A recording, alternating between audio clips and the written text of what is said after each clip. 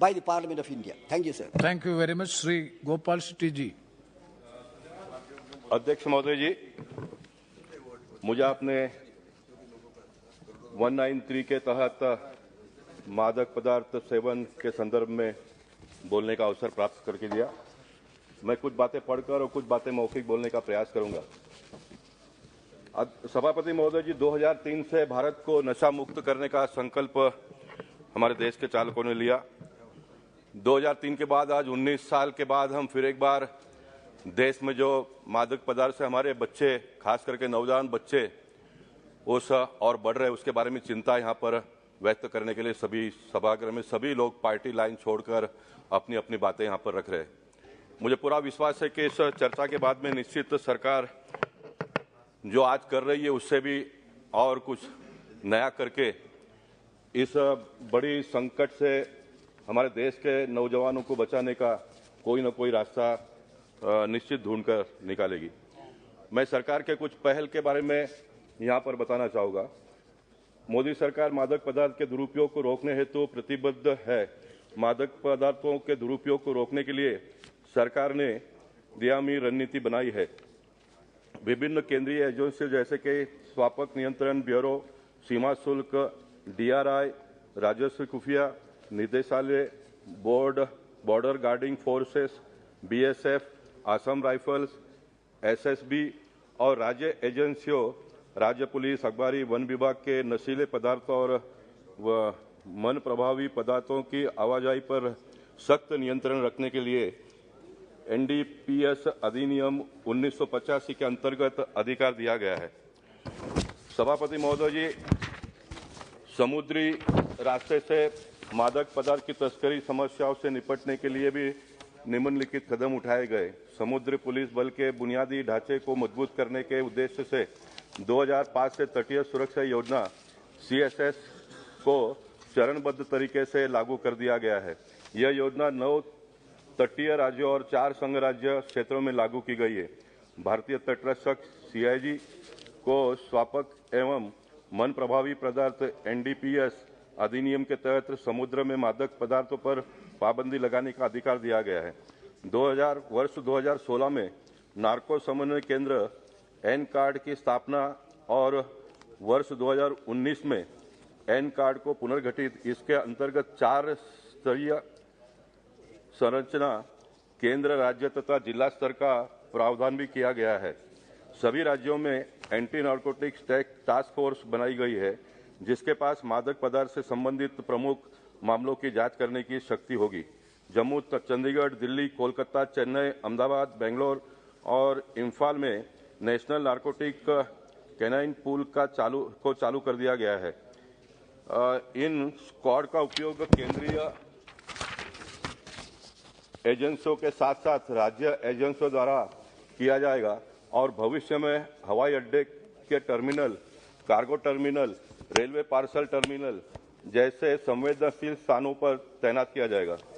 27 देश के साथ द्विपक्षीय समझौता किया गया है। 15 देशों के साथ समझौता ज्ञापन MOU भी साइन कर दिया गया है। 2 जर्मनी और सऊदी अरेबिया के साथ सुरक्षा सहयोग पर भी करार किया गया है। सभापति महोदय, मैं आगे आपको यह भी बताना चाहूँगा कि हमारे देश के गृह मंत्री ने, सम्माननीय अमित भाई शाह जी ने इस विषय में गृह मंत्रालय के माध्यम से भी बहुत बड़ा काम किया है और हम सब इस बात से अक्रॉस द पार्टी लाइन इस बात से सहमत है कि अमित शाह जी का जहाँ पर नाम आता है 50% प्रॉब्लम ऑटोमेटिकली सॉल्व हो जाता है।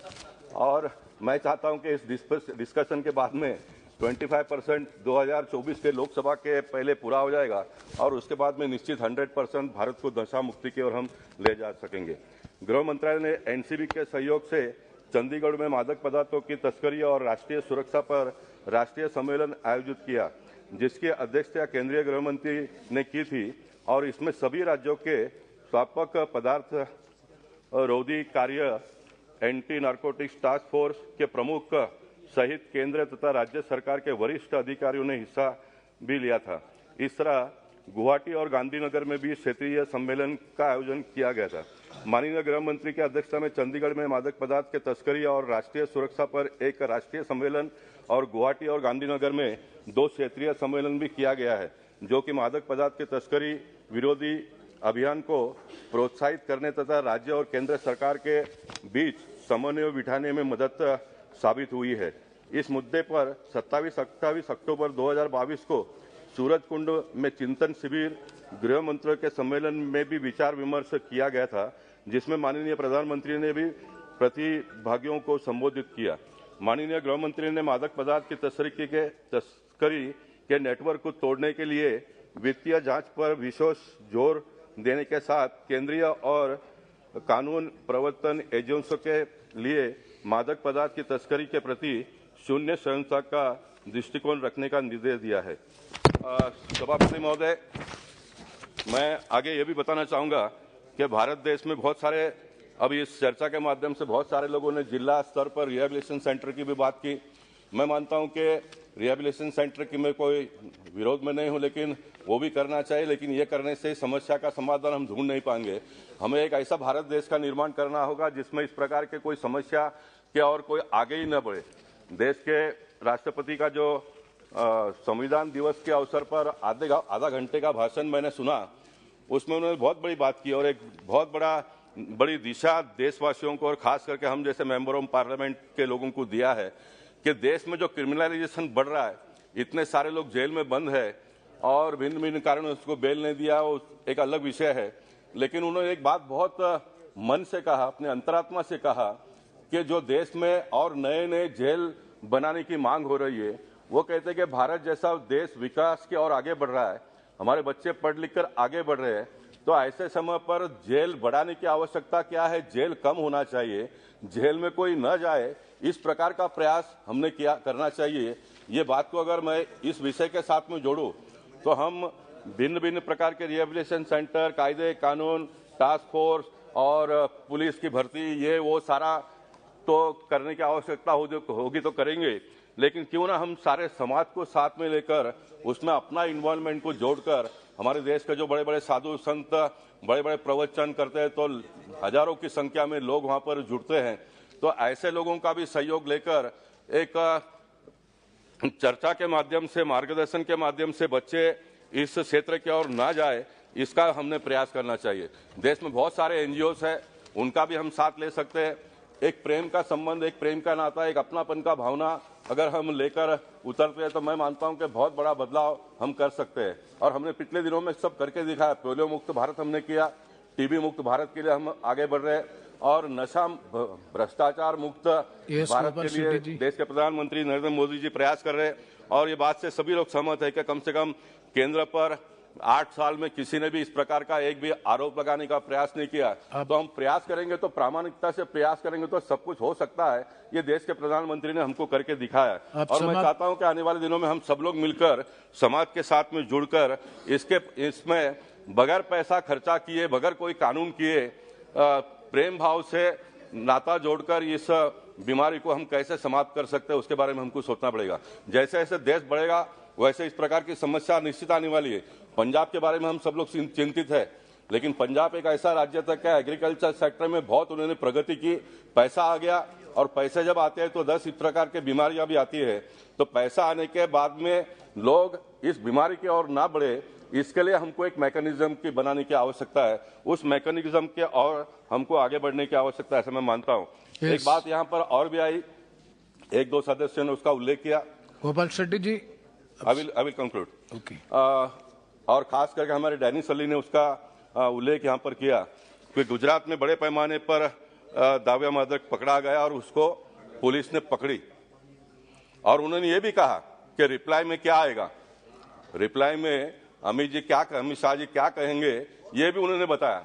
मैं मानता हूं कि ये भारतीय जनता पार्टी की सबसे बड़ी जीत है। ये हमारी पारदर्शिता से काम करने का ये तरीका है कि विरोधियों के मन में भी आ सकता है कि सच्चाई क्या है और जवाब में क्या आएगा।